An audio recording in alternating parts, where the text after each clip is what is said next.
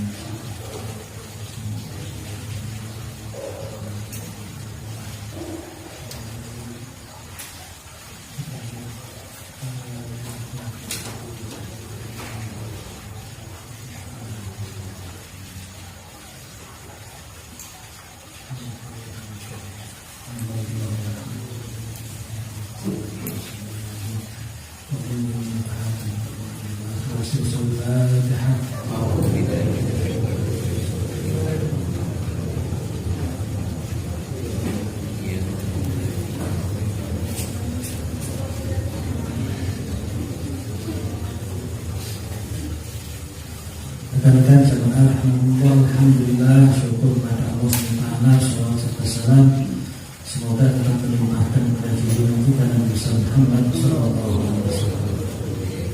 Jamaah rahimahullah, bab ma yuqalu inda dukhulil masjid wal khuruj minhu. Bab tentang apa yang diucapkan ketika masuk masjid dan ketika keluar dari masjid.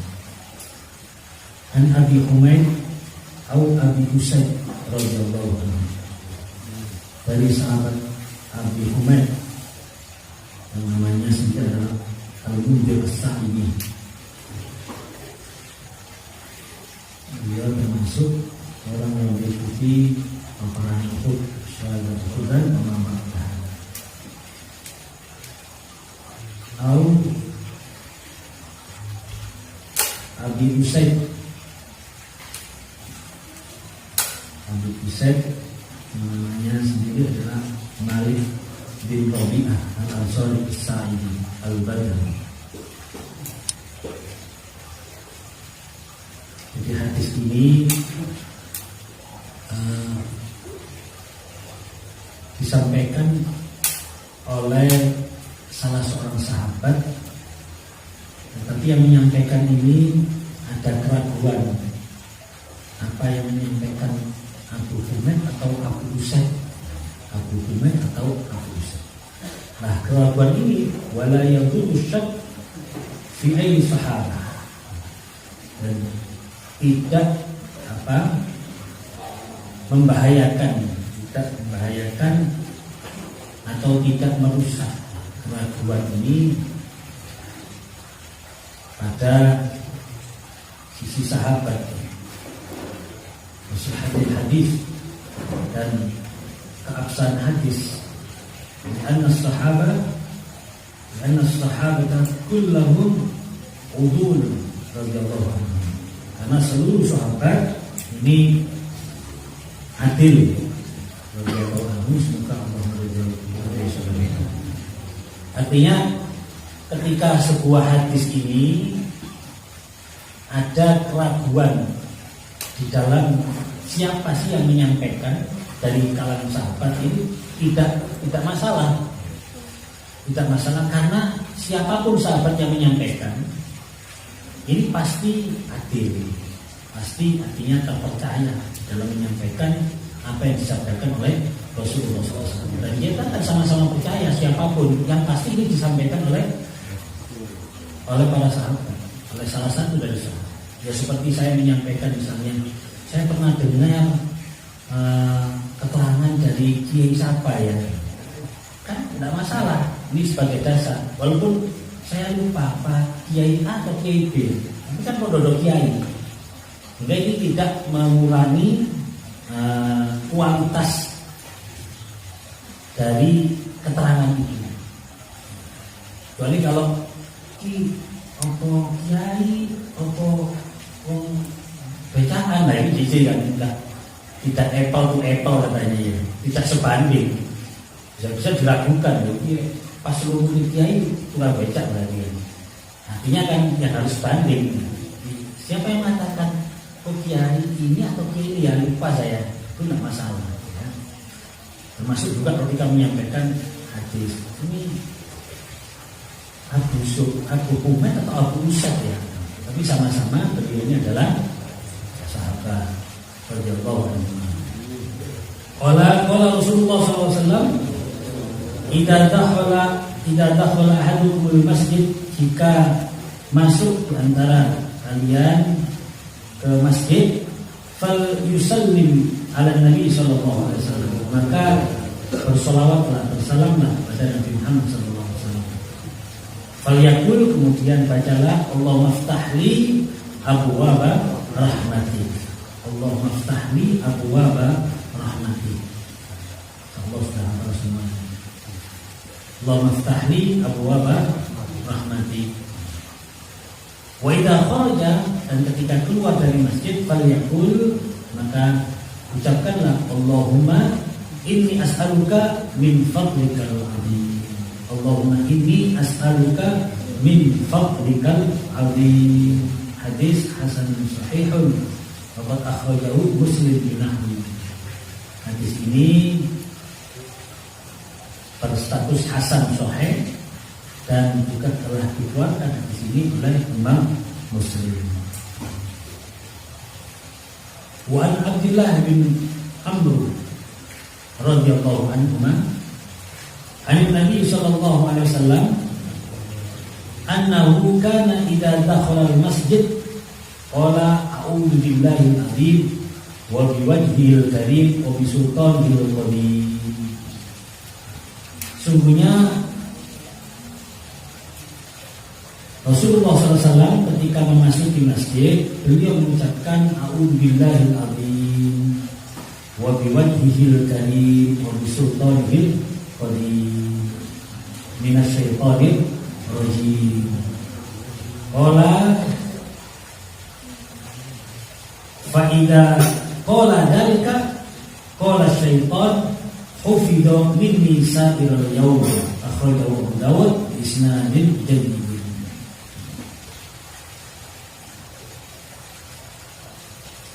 Ketika Rasulullah SAW memasuki masjid, dari riwayat lain beliau mengucapkan A'udzubillahil azim, saya berlindung kepada Allah yang Maha Agung wa biwajhihil karim, dan dengan berlindung dengan wajhillahil karim, ai bidatihi, wajhi ai bidatihi, dengan zatnya Allah yang mulia, wa bi sultanil qadim ai azaliyul abadi, kerajaan Allah yang kekal abadi. Ini syaitan dari setan yang terkutuk. Maka wa qawluhu minasyaitonir rajim ai al-matrud minar rahmah, terputusnya dari rahmat. Mohon perlindungan kepada Allah dari terputusnya rahmat. Kenapa? Karena di dalam masjid merupakan tempat yang penuh dengan rahmatnya Allah Subhanahu wa taala. Idza qala dzalika, kalau kita mengucapkan itu ketika masuk masjid, a'udzubillahi wa a'udzu billahi, maka qala syaitan akan berkata, "Hufidha minni sa'ral yaum," dia akan dijaga dariku sa'ral yaum, sehari penuh. Dari dua hadis di atas ini jelas sekali menunjukkan bahwa masjid ini merupakan salah satu rahmat yang diberikan oleh Allah SWT. Salah satu sarana yang diberikan oleh Allah SWT kepada umatnya Nabi Muhammad SAW untuk mendapatkan rahmat. Kita tahu bahwa kita semuanya membutuhkan rahmatnya Allah, membutuhkan kasih sayangnya Allah dalam berbagai macam situasi dan kondisi, baik kondisi senang, lebih-lebih kondisi susah, baik kondisi yang lapang, lebih-lebih kondisi yang sempit. Kita membutuhkan rahmatnya Allah, karena rahmatnya Allah SWT meliputi segala sesuatu. Rahmati wasi'at kulla syai', rahmatnya Allah meliputi apa yang ada, segala sesuatu. Sehingga kita butuh akan rahmatnya Allah SWT. Nah, salah satu sarana, salah satu yang lebih banyak kita pelajari akan banyak sekali bagaimana cara kita mendapatkan rahmat, bagaimana supaya kita mudah mendapatkan rahmat, dan bagaimana Allah SWT memberikan sarana berupa tempat-tempat untuk kita mendapatkan rahmat. Salah satunya adalah masjid. Masjid ini luar biasa. Kalau kita benar-benar memanfaatkan masjid, maka kita dengan mudah mendapatkan rahmatnya Allah Subhanahu wa taala. Ada banyak riwayat yang menceritakan tentang keutamaan masjid. Salah satunya menceritakan atau diriwayatkan bahwa di pintu-pintu masjid itu telah menunggu yang namanya malaikat-malaikat rahmat. Hanya tinggal menunggu siapa yang masuk masjid. Ketika masuk masjid dengan niatan yang baik, dengan niatan yang yang tidak keluar dari apa yang diridhai oleh Allah SWT, niat apapun, terutama niat ibadah, maka malaikat itu akan mendoakan orang-orang yang masuk masjid dengan niatan baik tersebut dengan doa Allahumma ighfir lahu warhamhu wa tub alaihi. Ada hadis yang mengatakan Allahumma ighfir lahu warhamhu, cuma itu saja. Ada riwayat lain Allahumma ighfir lahu warhamhu wa tub alaihi. Ya Allah, ampunilah dia. Ya Allah, kasih sayangilah dia. Ya Allah, terimalah taubatnya. Jadi ketika kita masuk masjid untuk kebaikan, niat hati, itu otomatis malaikat itu selalu mendoakan kita. Makanya dulu guru-guru kita memberikan keterangan, Sajakno, kalau kita mempunyai berbagai macam problematika kehidupan, kita mempunyai permasalahan hidup, untuk diberikan jalan keluar oleh Allah SWT sebenarnya sangat mudah. Ada salah satu fasilitas yang terbuka lebar. Sampai di masjid, terus mau masjid ini atau itikaf, terus gak usah ndonga, jarno malaikat sing ndongakno awak. Terus gak usah ndonga, wis menengo, wis niatno itikaf, terus lakukan sesuatu yang baik, Quran, wiritan, tafakur, tadabbur, senden, sakru, dibisan kalau perlu. Biarlah malaikat yang mendoakan, karena malaikat mendoakan orang tersebut. Allah maghfir lahu warhamhu, minimal Allah maghfir lahu warhamhu, ya Allah ampunilah dia, ya Allah berilah rahmat, kasih sayangmu kepadanya. Terus didoakan oleh malaikat selama kita berada di dalam masjid dan selama kita tidak melakukan dua hal. Yang pertama hadas, batal. Yang kedua mengganggu orang lain dengan suara atau dengan perilaku. Asalkan tidak melakukan dua hal ini, malaikat terus mendoakan kita. Tapi kalau melakukan dua hal ini, misalnya hadas dan lutut, ya doa malaikat berhenti. Mungkin waktu berumur malaikat doa untuk kira-kira. Terus selama kita tidak melakukan sesuatu yang mengganggu orang lain, itu selalu didoakan malaikat. Ini kadang-kadang kita kurang mengambil kesempatan ini. Sehingga sumpah penulis sebagai masjid, mulai beritikaf, mulai ta'ala, selungguh maka Quran, tauhidan, atau kita merenung sesuatu yang baik-baik, untuk melamun juga enggak. Merenung sama melamun itu lain. Kalau merenung itu tafakur, ya, tadabbur.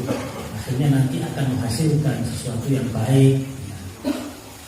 Kalau melamun itu hamzah itu ya, mikir sudah enggak, itu bukan tempatnya.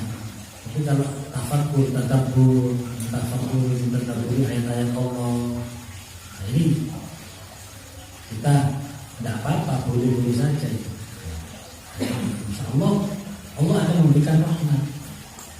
Allah akan memberikan rahmat berupa apa? Kalau kita ada masalah, Allah akan memberikan jalan keluarnya. Kalau kita punya hajat, Allah akan memenuhi hajat kita. Atau paling tidak kita punya masalah. Orang kadang-kadang yang memikirkan kalau ada masalah, jalan keluarnya itu ya sesuai dengan keinginannya. Enggak. Orang diberi rahmat atau jalan keluar oleh Allah ketika mendapatkan masalah atau keberdekaan kehidupannya, itu tidak harus masalahnya diselesaikan oleh Allah. Tapi ketika orang ini diberikan hati yang sabar, itu juga termasuk jalan keluar.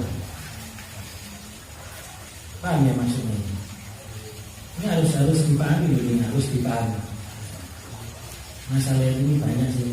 Katanya di masalah itu atau penuh dengan masalah. Jadi sebenarnya kan kita itu kadang mengartikan makhroja. Allah memberikan jalan keluar pada permasalahan kita, itu diselesaikan masalah kita. Kalau tidak selesai berarti tidak memberikan jalan keluar. Salah. Jalan keluar itu bukan hanya masalah selesai, masalahnya tetap apa atau bahkan lebih parah sekalipun tidak ada masalah. Jalan keluarnya dikasih sabar oleh Allah. Masalahnya lebih parah, dikasih sabar sama Allah. Sabar itu merupakan juga jalan keluar. Dengan kesabaran kan akhirnya permasalahan kita bisa kita sikapi dengan bijak, dengan baik. Akhirnya tidak sampai menekan hidup kita karena kita sabar. Kan orang kan tergantung masalah kesabarannya. Bahasa gampang ini loro nemen tapi sabar itu akan merasa ringan. Loro enteng, loro ringan tapi kalau tidak sabar itu akan terasa berat. Sabar ini luar biasa. Saya sendiri juga sampai minta sama Allah diberikan diberikan hati yang sabar. Sabar itu masya Allah ternyata makhroja yang paling top sabar. Makhroja yang paling top itu adalah sabar dengan tetap husnuzon kepada Allah SWT. Wong kecelakaan, ngawain motor, tulangnya komek kabeh, tapi dia masih bisa mengucapkan alhamdulillah. Sambalnya kok terus sikile patah dipecah, bergerik patah, terus pokoknya ajur awalnya. Tapi dia bisa mengucapkan alhamdulillah. Alhamdulillah,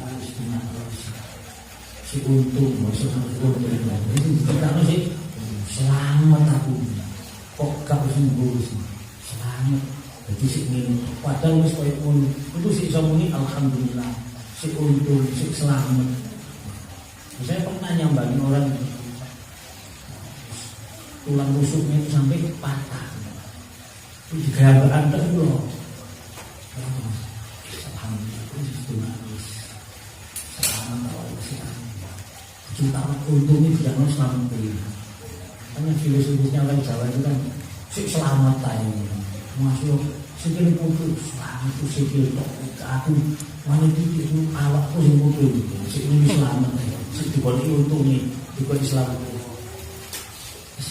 ucapannya alhamdulillah, subhanallah. Wong tua mulai sudah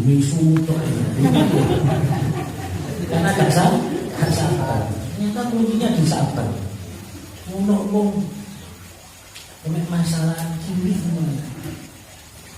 atau masalah dibutuh anak mulai stres. Wong masalah dibutuh anak, dibutuh lucu, dibutuh sak kampung bisa sabar. Tergantung sabar. Hanya sabar itu termasuk salah satu makhroja. Bahkan makhroja yang terhebat itu adalah sabar. Ini masalahnya saya sampaikan Joko ya. Bukan dari dulu mengenal masuk cepai lah itu. Jangan ya, malah ini tidak mempercayai apa yang disampaikan oleh Rasulullah SAW. Hanya doanya Rasulullah sendiri kan, idza dakhala ahadukum masjid falyusallim ala Nabi sallallahu alaihi wasallam yaqul Allahumma ftahli abwaaba rahmat. Ya Allah, bukakanlah pintu-pintu rahmat-Mu. Karena memang masjid itu tempatnya rahmat.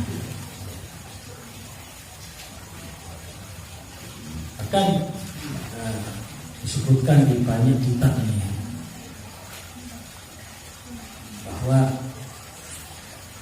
orang yang memuliakan masjid, orang yang mengagungkan masjid itu sama dengan memuliakan Allah Subhanahu wa ta'ala. Kenapa? Karena masjid adalah baitullah. Orang yang memuliakan baitullah, maka dia juga memuliakan Allah Subhanahu wa ta'ala. Di dalam kitab Tampil Konfilinya dikarenakan oleh Imam Abdullah Nasir bin Muhammad Samarqandi, Ibrahim Samarqandi, disebutkan bagaimana cara kita memuliakan masjid atau bagaimana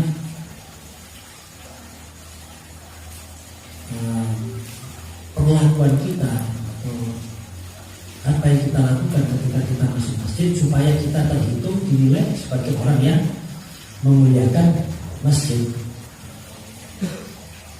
Di sini disebutkan ada 15 hal yang perlu kita perhatikan ketika kita masuk masjid. Awalnya yang pertama,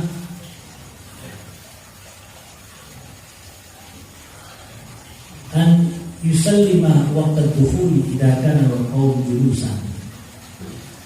Hendaknya kita mengucapkan salam jika ada beberapa orang yang berada di dalam masjid. Walaupun tidak keras, walaupun tidak harus semuanya terdengar. Kalau ada orangnya, kita ucapkan salam tanda kita mendoakan orang-orang yang ada di dalam masjid. Wa illam yakun ahadun fiha aw kanu fi shalah, jika tidak ada orang di dalamnya atau ada orang tapi pas sholat, ya qulu, maka ucapkanlah assalamu alaina min rabbina wa ala ibadillahis sholihin. Assalamu alaina min rabbina wa ala ibadillahis sholihin. Intinya ketika kita masuk masjid, kita dianjurkan untuk mengucapkan salam. Wasani, dan yang kedua, dan 15 dia. Ternyata tercerdas dalam mengawasi masing tahu. Ayyusan dia katain qabla ayyajlisa lima ruya an Nabi sallallahu alaihi wasallam annahu qala li kulli shay'in tahiyyatun wa tahiyyatul masjid raka'atan. Hendaklah sholat 2 rakaat sebelum duduk, sebagaimana karena apa yang telah diriwayatkan dari Nabi Muhammad SAW, beliau bersabda, segala sesuatu itu ada tahiyat, penghormatan. Wa tahiyatul masjid raka'atan, dan penghormatan terhadap masjid adalah sholat 2 rakaat. Ya, kalau kita masuk masjid misalnya pas setelah adzan, kita sholat 2 rakaat itu ya sudah, Kita termasuk mendapatkan tahiyatul masjid juga mendapatkan qobliyah. Memang ada qobliyah. Yang ketiga, alla yashtariya fihi wa la yabi'a. Hendaklah tidak melakukan jual beli di masjid. Nyang-nyangan atau informasi itu barang itu udah itu. Ada tawar menawar, ada menawarkan barang, tidak boleh di masjid. Hasilnya nanti tidak barokah. Penting ini. Dan kan zuhur orang-orang masal itu sholat kita di masjid. Masih tak itu sebagai isaro-isaro saja. Tapi kalau itu ada unsur tawar menawar, jual beli, itu dari tak barokah.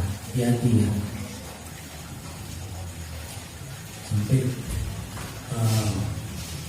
banyak sekali ya ulama sini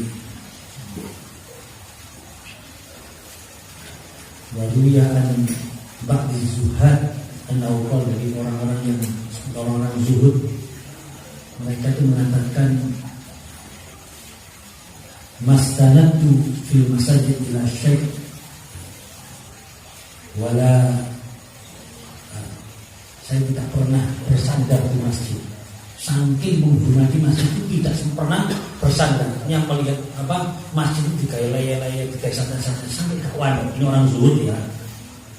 Kita tentu orang zuhud ya, balik kelihatan. Kalau orang zuhud itu benar-benar melihat masjid itu sebuah tempat yang luar biasa, mulia, tempat yang masya Allah. Ini rumahnya Allah. Ini mau bomai sopo sih mau kita hormati saja, kita sampai sungkan, sampai menunjukkan penghormatan yang luar biasa. Kalau rumahnya Allah, walaupun bentuknya masjidnya itu tidak bagus, misalnya jelek, masuk di desa, masjid desa api-api ya, atau masjid yang bangunannya kurang bagus, tapi tetap itu adalah masjid. Ada orang yang nama masjid itu ngantai nguyuh tok. Nguyuh terus kalau boleh makan apa, orang-orang. Ini tidak benar ini.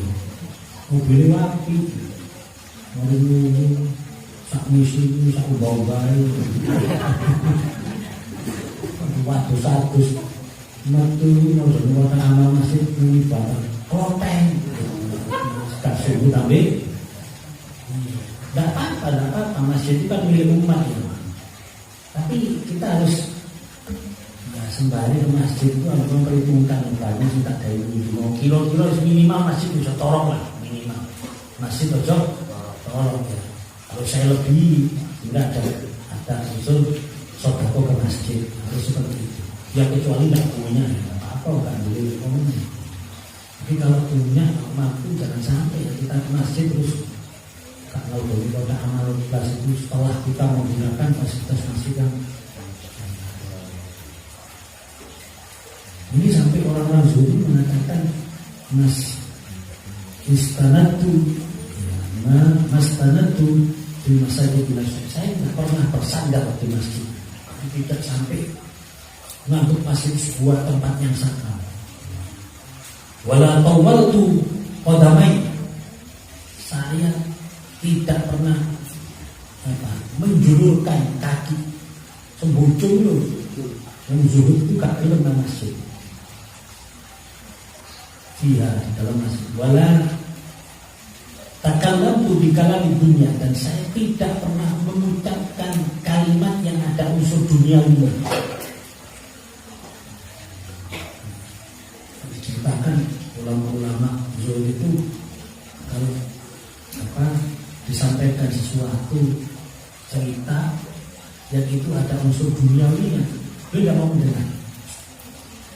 Baru kebingungan, bicara betul masjid. Terus ngomong saya, bobo kak ngomong gini, ojo itu di masjid, kak pas ngomong ini. Saya ini ngomong sampai semacam itu.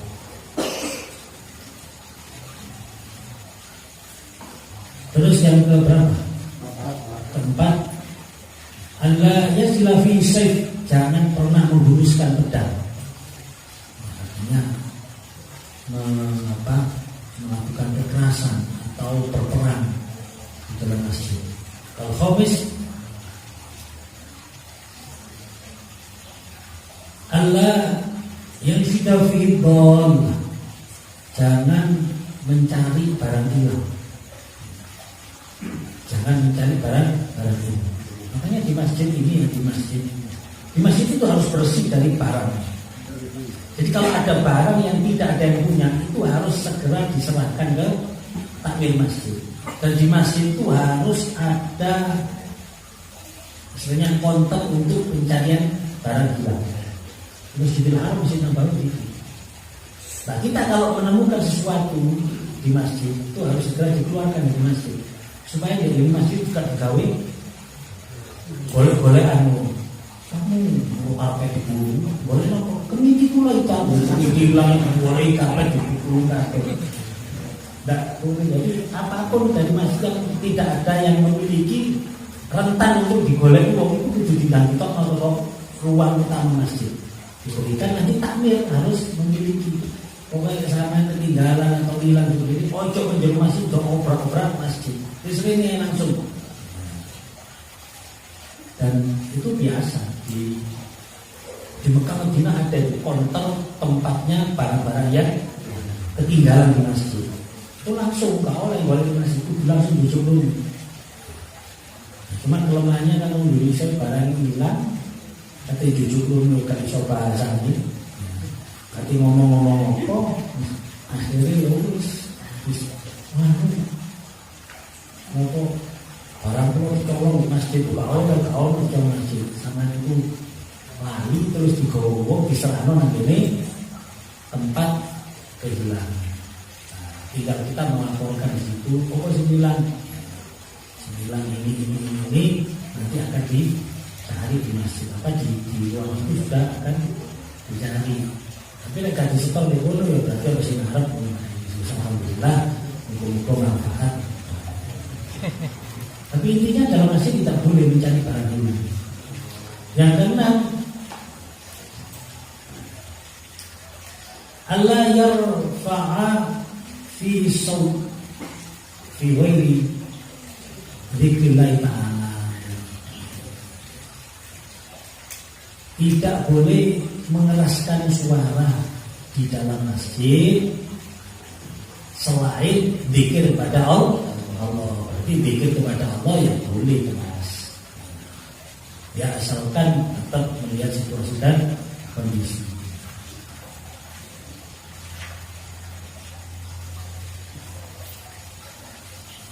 Jadi kalau ngomong sesuatu yang selain zikir itu hendaklah kita tidak keras-keras, ini harus kalem. Terus yang ke-7, Allah yatakallama fihi bi syai'in min ahadits dunya. Tidak berbicara di dalamnya sesuatu dari urusan-urusan duniawi. Urusan politik, ya, urusan duniawi enggak boleh dibicarakan di masjid. Di masjid malah juga kampanye atau parah ini yang sing ngomong-ngomong sing tidak resmi saja tidak boleh, apalagi yang resmi. Makanya tidak boleh masjid itu digunakan untuk misalnya kampanye politik, itu tidak boleh karena itu termasuk urusan dunia. Walaupun kalau di jurus-jurusno bisa jurusan akhirat bisa, cuma kan kecenderungannya urusannya banyak, urusan dunia. Lebih hati-hati kalau kita tidak membicarakan. Beda dengan politiknya Rasulullah. Rasulullah berbicara tentang politik di masjid bersama para sahabat. Cuma politiknya Rasulullah, siasatnya Rasulullah kan siasat dakwah, murni dakwah, tidak tercampur kepentingan pribadi, kepentingan golongan. Tidak ada, murni. Sebenarnya tidak ada masalah sebenarnya. Tapi kalau politik zaman sekarang, unsur perjuangannya dengan unsur kepentingan duniawinya paling enggak ya 50-50 lah, itu semua api di sana sudah bagus. Tapi itu pun tetap tidak boleh, masih ada unsur duniawi. Terus yang ke-8, Allah yatakhotiya riqaban nas, jangan pundaknya orang itu. Jadi gini pundak iwong, menyingkirkan pundaknya orang. Jangan menyingkirkan, menjak. Toko kali jalur Arab, jadi wong di biak-biak ini nggak boleh. Terus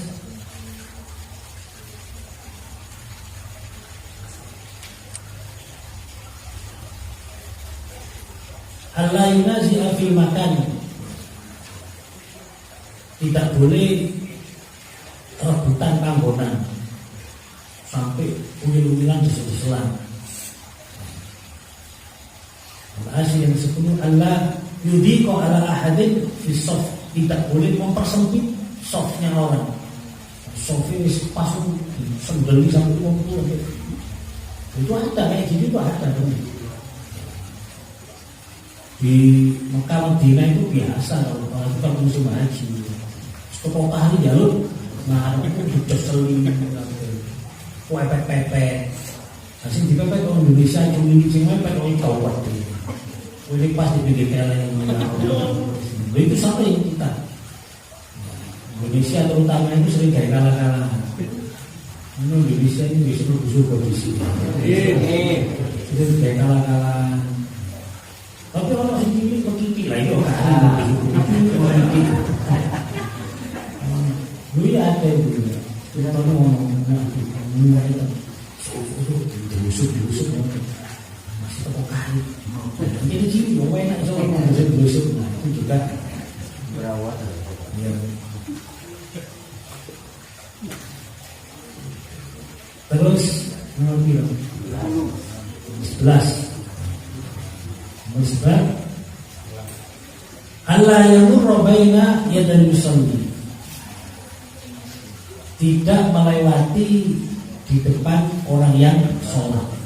Nanti ada ya bab tentang larangan kita melewati orang yang sholat.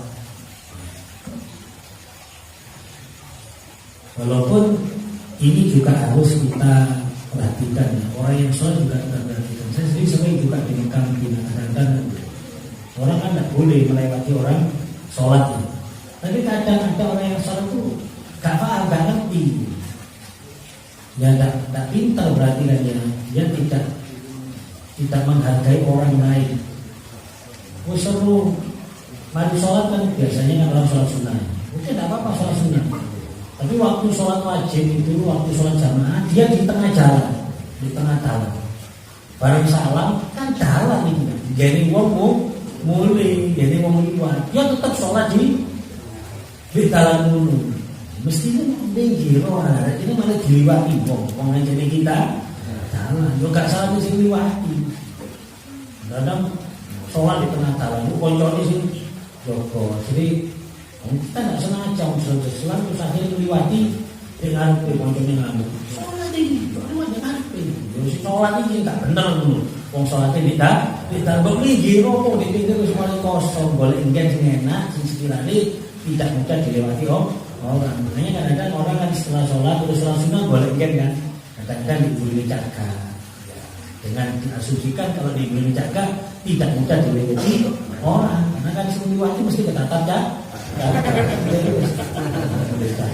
Kebantu kemusikan tidak dilewati. Ini kan juga supaya orang tidak melanggar aturan ini, sehingga si sholatnya itu dipintang boleh menjadi enak, sekiranya gak gampang dilewati. Muncul di tengah-tengah, sehingga orang mudah lewat di depan. Usung lewat kali gak benar, tapi gara-gara isi sholat juga tidak benar.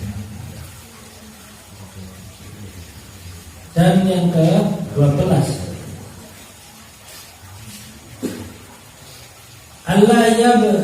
Allah yabzuqu fi, jangan meludah meludah di masjid itu kalau penanganan kita meludah di masjid. Bahkan meludah di halaman masjid saja kita nggak boleh, karena tempat lewatnya orang mau masuk masjid pakai ludah, pakai sesuatu yang menjijikan kan juga nggak benar.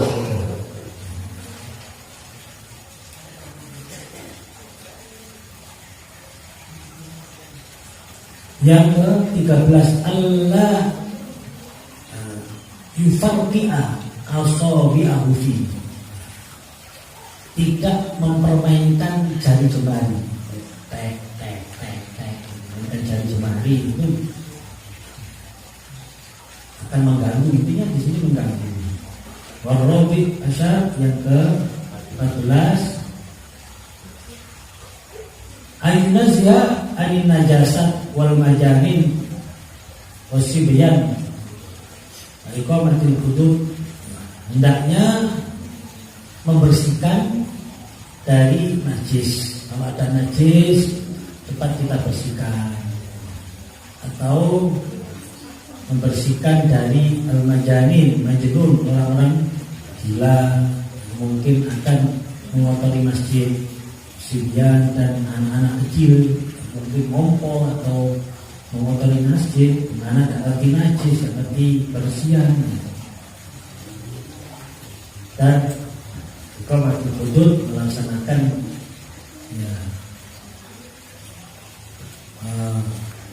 menjaga batasan-batasan masjid. Wal khamis asyar, dan yang ke-15, ayukasiru fihi dzikrullah ta'ala wala yaghful anhu, hendaknya memperbanyak membaca zikir kepada Allah Subhanahu wa ta'ala. Inilah 15 hal yang perlu kita lakukan di dalam masjid sehingga kita bisa dihitung orang yang memuliakan masjid. Sekali lagi, masjid ini merupakan rahmat dari Allah SWT. Bahkan diucapkan oleh salah seorang sahabat Rasulullah SAW, Al-Hakim bin Amir radhiyallahu anhu, sahibu Rasulullah SAW, kunu fi dunya buyufan wattakhudul masajid buyutan. Jadilah kalian di dunia ini seperti tamu. Wattakhudul masajid buyutan, dan ambillah masjid sebagai, atau perlakukan masjid sebagai rumahmu. Artinya kita berusaha untuk menjadikan masjid ini tempat yang sering kita kunjungi seperti rumah kita. Tentunya dengan tata cara atau etika kita masuk masjid. Itulah beberapa hal yang perlu kita perhatikan dalam kita bersikap di dalam masjid. Semoga kita bisa memanfaatkan masjid yang ada di sekitar kita bisa meramaikan masjid-masjid yang ada di sekitar kita. Dan insya masih banyak pembahasan tentang masjid, dan semoga kita diringankan oleh Allah SWT untuk sesering mungkin melaksanakan ibadah di masjid-masjid kita. Karena dengan masjid yang makmur ini berarti masjid ini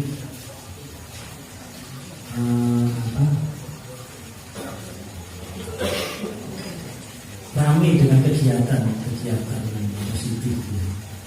Dan ini sebenarnya tugasnya takmir. Artinya takmir itu harus berpikir keras bagaimana supaya orang-orang di sekitarnya ini bisa dengan mudah pergi ke masjid atau tertarik ke masjid.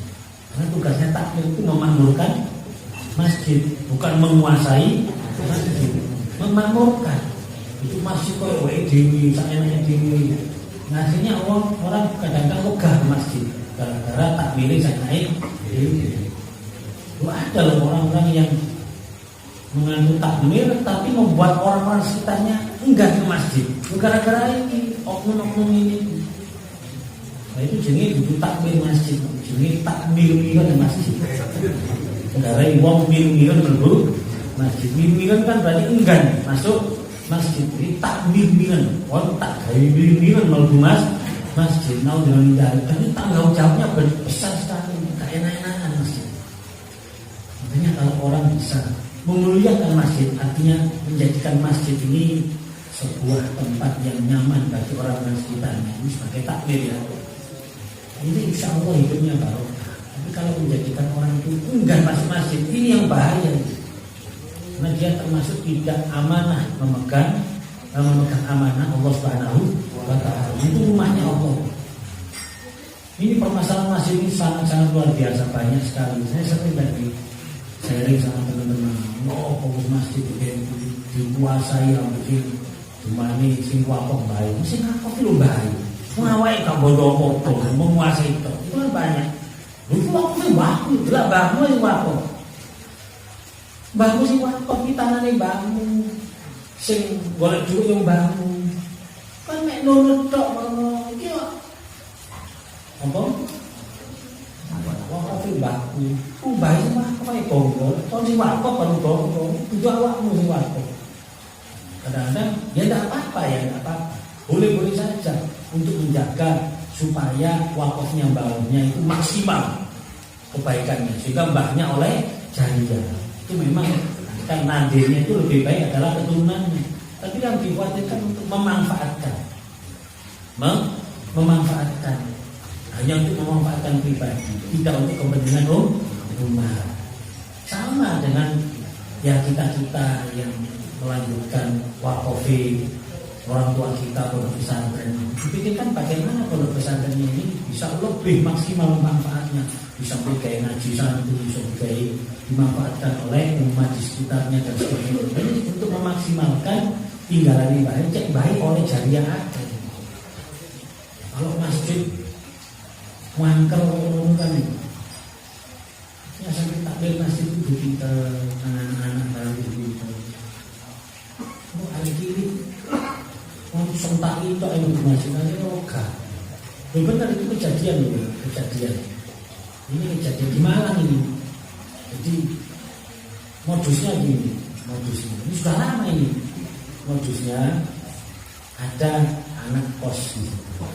Anak kos itu Muslim ya.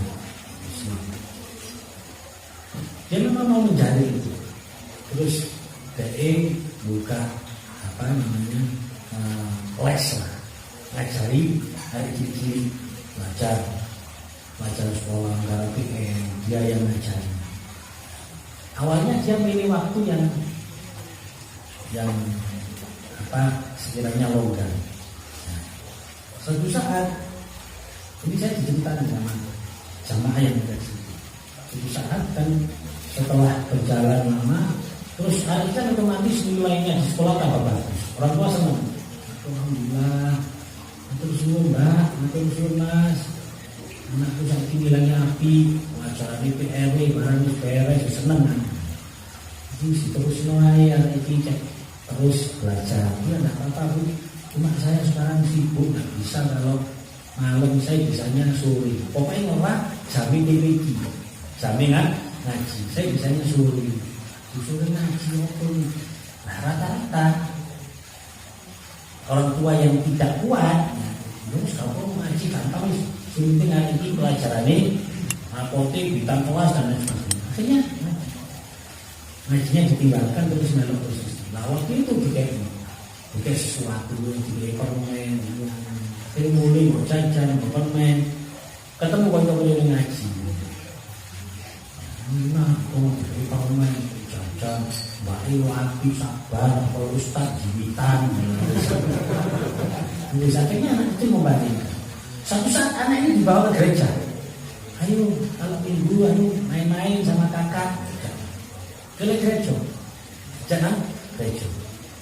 Salah satunya saya itu gereja ini jadi ngobrol ini. Adik unu, nih gereja dulu nih main-main wes. Memang di gereja itu dunia. Aku ketemu pendeta ini, ya, disuruh jajan.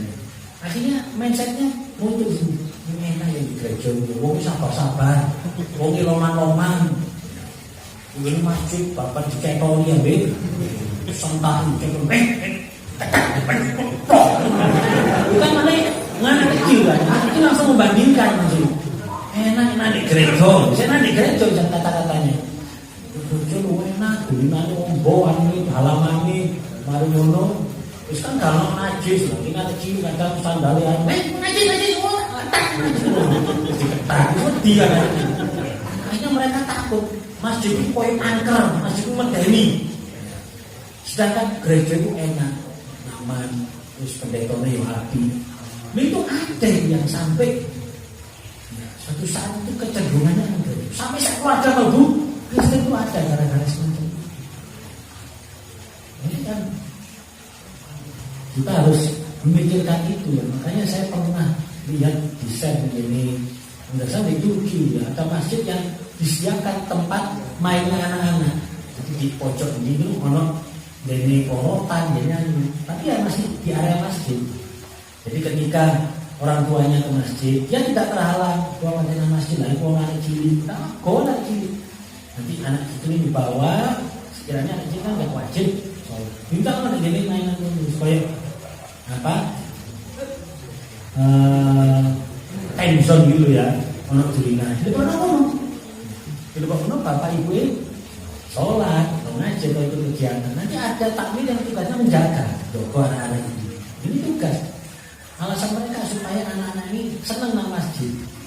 Sehingga waktu bapak nang masjid, aku nang masjid senang. Ya, awalnya kan kecil kan ya, senangnya dulinan. Tapi masa sampai gede tua, aku pengen norotan masjid. Kan mesti, ya sampai kiri itu toh. Yang penting apa? Hatinya qalbuhu mu'allaqun bimasajid. Hatinya tertambat pada masjid itu sampai koyo ngono. Ya tidak harus seperti itu ya, apalagi si masjid cilik digawe pelorotan ya suntek kayaknya jamaah ya kan. Masjid itu dalam digawe pelorotan juga mesti jamaah kan sakso. Pelorotan mandi bola. Ya enggak bener ngono itu ya. Ini kan satu gambaran bahwa takmir itu kudu mikir kaya ngono. Ya apa supaya wong iki seneng nang ngene masjid. Ya apa supaya atine masyarakat sini tertambat ke masjid. Itu harus kita harus mikir semacam itu. Kalau tidak nanti masjid kita ditinggalkan. Ya seperti kita dulu ya. Saya merasa dulu masih kecil, walaupun mungkin takmir ono sing rada keren-keren, tapi dulu itu kayaknya masjid itu salah satu atau rumah kedua kita ya. Kadang ada waktu-waktu yang kita dibiarkan pelayan di masjid. Ya pokoknya pas tak sholat ada di Islam di masjid kita kadang dulinan, iya kadang dulinan masih ingat saya dulinan kerukupan kumul batik-batikan sopo iki jualan sarung gitu, sopo batik-batikan itu ada di zaman-zaman masjid itu serasa seperti apa rumah sendiri. Itu penting dipikirkan ya, ini kan ada sebagian takmir ya, mohon dipikirkan ya, supaya masjid ini bisa menggandeng. Karena banyak kok masjid-masjid yang seperti itu ya, kita masjid setelah Jumatan makan bersama, supaya orang senang ke masjid. Terus ada masjid di Jogja itu yang fenomenal ya, yang cukup viral itu masjid apa? Joko Karya, terus ditiru oleh beberapa masjid atau masjid yang bangunannya dirapiin, fasilitas ini, fasilitas itu sudah bagus ya. Kadang-kadang masjid-masjid itu ya maaf itu masjid-masjid itu kadang bukan dari masjid-masjidnya orang yang dua katakan. Saya tetap senang siapapun, tetap senang saya bangga ya. Tapi hendaknya masjid-masjidnya NU juga ikut bersaing lah dalam hal itu, walaupun mungkin harus dipikirkan caranya supaya tetap menjaga kehormatan masjid, jangan terlalu berlebihan, akhirnya masjid diberi porotan, kayak mandi bola, kayak apa, so kayak dingdong barang, wah masjid itu ramai ya ini, ramai aja, yocok. Nah masjid ini memang ya, penting ya, supaya makmur. Salah satu tanda akhir zaman itu kalau masjidnya apik tapi sepi. Rasulullah pernah bersabda, saya di zaman anak umati alaya buka minal Quran illa rasmu wa minal Quran illa layak buka minal Islam illa ismu wa minal Quran illa rasmu. Bahwa yang guru nama saya juga biar kalau bermimpi nggak bisa bahkan bersama ulama. Rasulullah bersabda, besok pada akhir zaman akan datang satu masa di mana Islam tinggal namanya belaka. Artinya namanya Islam tapi kelakuannya gak Islam, kan pakai saja. Kadang organisasinya bernama Islami tapi cara berorganisasi tidak Islami. Partai politiknya seperti partai politik Islami tapi cara berpolitiknya tidak Islami. Namanya Islam tapi kelakuannya tidak Islam. Islam tidak namanya. Ada itu banyak ya. Maka kita lihat di berita-berita kriminal, pelaku-pelaku kriminal itu namanya ada Muhammad, ada Abdullah, ada Ahmadnya. Kita kadang lihatin curanmor jadi Muhammad Sopo, aku maling tangkep jadi Ahmad Sopo kan. Saya pernah baca koran, saya ini padahal mungkin tahun 2006-an sampai saya ini yang maling pengen ketangkep daerah Petalaman mau kebalen. Jadi kok musafah kamu lagi moncong maling ketangkep pengen musafah. Ini kan tidak benar orang jeneng musafah itu luar biasa ya. Musafah kan jenengnya Rasulullah binah timbil musafah nanti itu musafah nyolong. Saya yang bernama sama orang terprihatin menjatuhkan. Ini tinggal namanya. Peminat Quran illa rasmu, Quran tinggal tulisan belakang. Quran mungkin dibaca di mana-mana. Banyak orang membaca Al-Quran, menghatamkan Al-Quran, menghafal Al-Quran, tetapi tinggal rosemnya, tinggal tulisannya, bacaannya.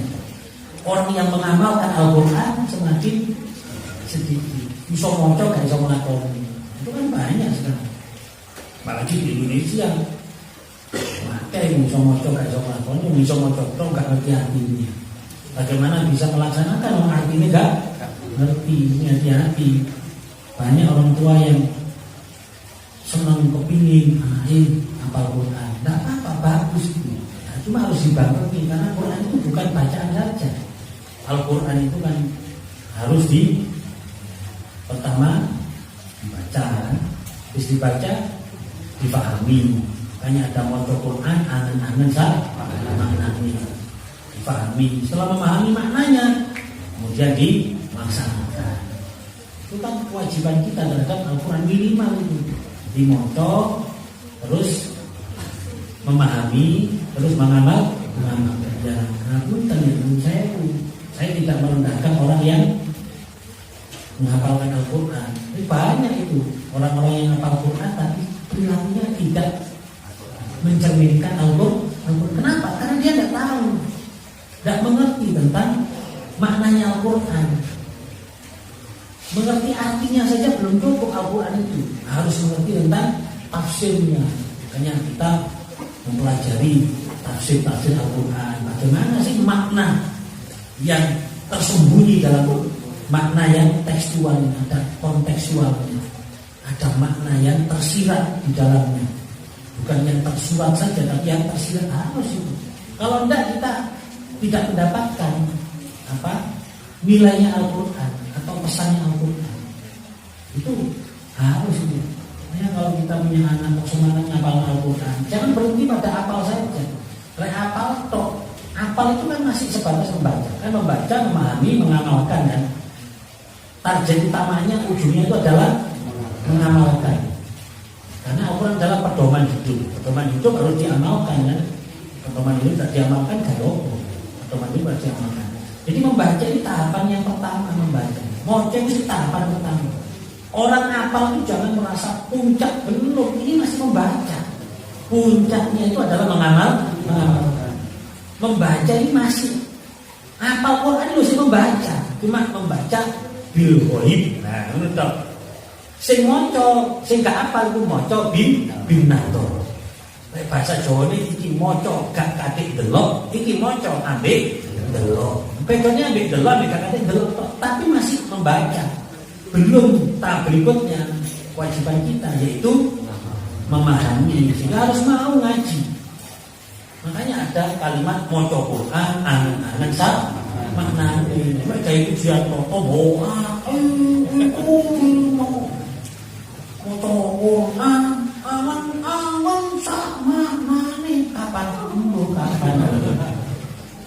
maca Quran cepet-cepet khatamane sih. Dak khatam, dak selamatan. Tidak apa-apa. Saya tidak mengatakan semuanya ini jelek, enggak. Apal maca Quran itu api, apal Quran itu api, khatam Al-Quran itu istimewa. Istimewa, maca Quran itu gak gampang. Sampai kita minta warzuqna tilawatahu. Kita minta supaya dipermudah membaca Al-Quran. Kita minta membaca Al-Quran itu luar biasa. Cuma jangan berhenti di situ. Harus berusaha untuk angan-angan maknanya. Tidak bisa memaknai sendiri. Minta bantuan ulama-ulama yang mengerti tentang Al-Quran, membaca tafsir-tafsirnya, tafsir Al-Quran. Makanya kita setiap ahad, siang kita mencoba Quran, angan-angan maknanya kita terjemahkan. Saya juga buka tafsir karena supaya saya tidak menafsiri sendiri. Saya menafsiri sendiri ketulusan nanti. Saya bukan ahli tafsir, sehingga saya mengikuti arahan atau tafsiran dari ahli-ahlinya. Jadi cek ono batas sih, cek gak ngawur. Itu setiap hari ahad kita membaca Quran angan-angan sama. Itu pun masih belum selesai. Mengerti pun belum tentu bisa ngelakoni. Terus akhirnya berusaha ngelakoni. Baru Al-Quran ini menjadi sesuatu yang penting dalam hidup kita. Kalau hanya sekedar bacaan, apa bedanya dengan bacaan yang lain? Memang beda. Tilawatul Quran itu adalah ibadah, terhitung ibadah. Cuma intinya jangan berhenti di situ. Kalau berhenti di situ, dikhawatirkan nanti Al-Quran bukan hujatan lana, tapi hujatan alaina. Karena Al-Quran itu bisa, kita kan minta waja'al bulana hujatan. Ya Allah, jadikan Al-Quran itu pembela kami. Kalau hujatan alaina, maka Al-Quran akan menjerumuskan kami. Quran malah justru akan menjerumuskan. Kalau diwacok-tok gak tahu dilakoni. Apalagi kalau yang kita lakukan dan yang kita baca kontradiktif, wah itu tambah bahaya ya. Kita sudah sering bahas Alhamdulillahirabbil alamin. Kalau artinya terjemahannya segala puji milik Allah, Tuhan sekalian alam. Sudah selesai. Apakah cuma itu? Tidak, harus dipahami. Segala puji alhamdulillah, sukami sekabehane puji iku lillah kagungan Allah. Sekabehane puji milik Allah. Segala puji milik Allah. Kabeh pujian milik Allah. Berarti selain Allah gak keduman. Selain Allah tidak berhak. Wong itu ngelakoni apa-apa gak oleh pujian. Karena itu miliknya Allah. Itu sudah diambil oleh Allah. Menungso gak berhak. Sehingga salah kalau ada orang melakukan perbuatan baik tapi kepingin dipuji, itu disebut riya. Disebut riya. Makanya riya itu disebut syirkul asghar. Syirik termasuk golongan syirik. Riya itu. Kenapa? Dia mengambil sesuatu yang miliknya Allah. Dia ingin seperti Allah, ingin dipuji seperti Allah. Padahal yang berhak dipuji adalah Allah. Dia ingin menyejajarkan diri supaya dipuji seperti Allah. Sampai kamu Alhamdulillahi Rabbil alamin. Alhamdulillahi. Itu pesannya itu. Salah satu pesannya seperti itu. Sehingga kalau kita membaca Alhamdulillah itu sebenarnya menghancurkan keakuan. Alhamdulillah aku kawan. Makanya ketika seseorang masuk surga besok kan mengucapkan alhamdulillahilladzi hadana li hada wa ma kunna linahtadiya laula an hadana. Coba itu kalimat itu akunya sudah tidak ada. Iku sing wis mlebu swarga, sing jelas mlebu swarga, sing amale diterima, sing wis dibalas sampai Gusti Allah mengucapkan alhamdulillahilladzi hadana li hada. Ya Allah, segala puji bagi Allah. Yang matur suwun nang Gusti Allah. Matur suwun Gusti hadana li hada, telah Kau berikan petunjuk aku untuk melakukan kebaikan. Alhamdulillah hadana li hada wa ma kunna linahtadiya laula an hadana. Dan kami tidak akan mendapatkan petunjuk kalau tidak diberikan petunjuk oleh Allah. Jadi di situ sudah menunjukkan bahwa perbuatan-perbuatan baik itu wis mlebu swarga lho. Sing jelas perbuatan baiknya diterima, iku lho tidak ngakoni perbuatan baiknya. Kabeh dibantu nang Gusti Allah. Lek oleh hidayah niku Gusti Allah, gak mungkin aku bisa begini. Padahal sudah dibalas masuk surga. Itu sing muni-muni. Lah iki kadang-kadang amal baik kita itu durung tentu diterima. Yo durung tentu bisa mengantarkan kita masuk surga. Ngono kadang-kadang kita sudah menempuh bapak aku. Sama kok surga kita surga. Aku mulai joko. Sampai tua itu surga. Kok masih benar semua. Ini sudah tidak benar. Durung tentu diterima amale. Wis disombongno, wis diakui. Aku. Kalau kita mengucapkan alhamdulillah itu sudah tidak ada aku. Kebaikan-kebaikan, prestasi-prestasi, kehebatan-kehebatan yang pernah kita lakukan itu tidak ada akunya. Kuwabe dibalas Gusti Allah karena yang pantas, yang berhak dipuji adalah Allah. Maka ketika mendapatkan pujian dia malu karena dia sudah mengikrarkan bahwa pujian ini milik Allah bukan milik saya. Apa kita tidak malu sesuatu yang bukan milik kita terus dialamatkan ke kita? Kini ngadeg di jajarin Alphard itu dua ini terus orang ngelepu hati. Alphard sampean muapi.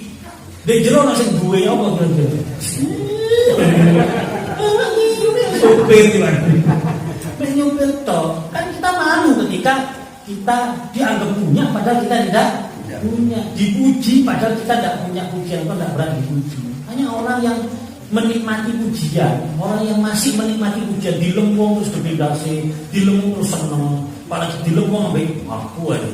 Di jero atine ngono berarti dia masih belum bisa memahami alhamdulillah. Dia masih merasa pantas dipuji. Iki maknanya alhamdulillah lho. Itu sampai malah bonus teh waktu ini kan. Si alhamdulillah kok diponcei ya Allah ini gak bener iki wong. Belum alhamdulillahi rabbil alamin. Rabbil alamin lebih parah lagi ya. Rob itu Tuhan, sama dengan ilah Tuhan. Tapi Rob itu Tuhan yang menciptakan dan memelihara. Kita sudah berikrar bahwa seluruh alam ini adalah Robnya Allah, yang menciptakan dan yang memelihara adalah Allah. Kalau gitu, bagaimana? Kalau gitu, apapun yang ada di alam ini adalah ciptaan Allah, sehingga kita tidak boleh menghina, merendahkan, ngenyek, apalagi milokno, tak boleh. Kenapa? Karena itu ciptaan dan peliharaan Allah.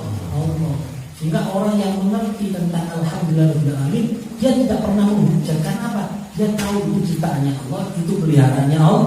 Karena delok kok welek kok bejat kok rusak doakan karena itu ciptaan dan peliharaan Allah. Masih orang kafir orang PKI, itu ya ciptaan Allah. Terus sampai saya ini dimoni ke Gusti Allah. Siapa sih ngimoni lagi itu Gusti Allah? Lah mereka hidup sampai sekarang terus siapa sih ngimoni? Sing keimanan siapa? Kita berani mengatakan oh itu duduk Gusti Allah sing kayak itu sudah dikuat Gusti Allah, gak direken lagi Gusti Allah. Lho terus siapa sih ngimoni? Terus dhek ambaan itu ambil ambane siapa? Udaranya siapa? Dia bisa ambaan. Ya udaranya Allah. Berarti dia sih ngimoni Gusti Allah. Sehingga gampangane ini yang mengerti tentang itu ya. Wah, aku ngerti loh, tapi durung bisa nglakoni balik kudu main dukung. Pemane sih gak ngerti loh, tambah nemen namanya. Wis ngerti ini wis durung tentu. Durung tentu. Sehingga kita nekati main dukung. Iki lho aku gak melok gawe. Gak melok nyitakno, gak melok ngingoni. Akhirnya ya Allah, kita doakan Gusti yang itu grogetno padahal itu dia yang itu gawean jenengan, iman-iman jenengan. Pun sak kersa jenengan Gusti kalau balik akan jenengan pun jadi didoakan kowe ngono. Bahwa ini bisa ngomong tok lho bab iki ora tok abot lho iki kan enteng lho iki. Ayo sampe iki kacane wong tau enggak nyek nyelokno maido. Ayo wis kelakuan iki. Yo masuk aku lho iki. Kita kan enggak sadar mumpung gua itu mumpung gua jadi musuh kamu gawe gua kon iso gawe waktu siji gawe mayu iso gak iso gawe mayu itu terus nopo iki ndongakno bal nang aku sing gawe aku sing ngurusi itu hakikatnya semacam itu ilmu hakikatnya seperti itu.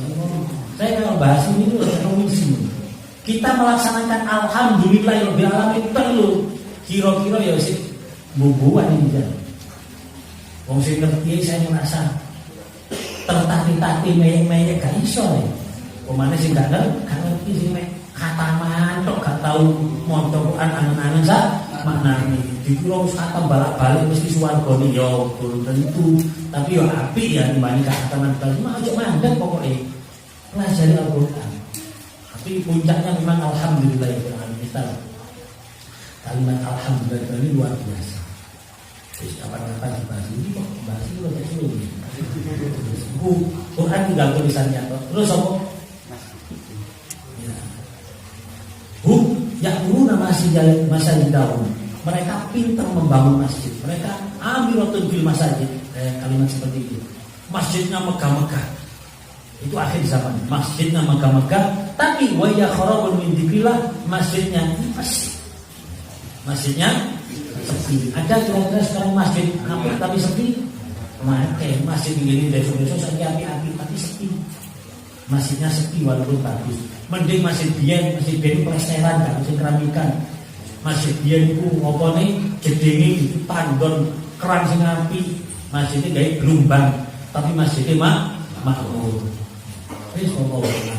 Ya, yuk kita berusaha memakmurkan masjid sebagai takmir, ayo kita memakmurkan masjid. Saya juga punya tugas ya di lingkungan saya juga masjidnya rotok sepi, bisa dikatakan sepi nanti kayak rotok halus titik ini. Itu tugas kita juga.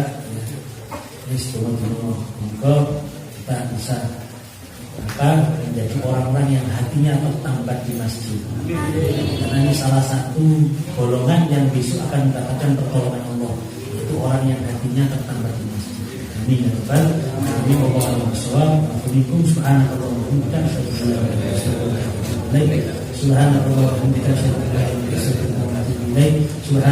bihamdihi. Assalamualaikum warahmatullahi wabarakatuh.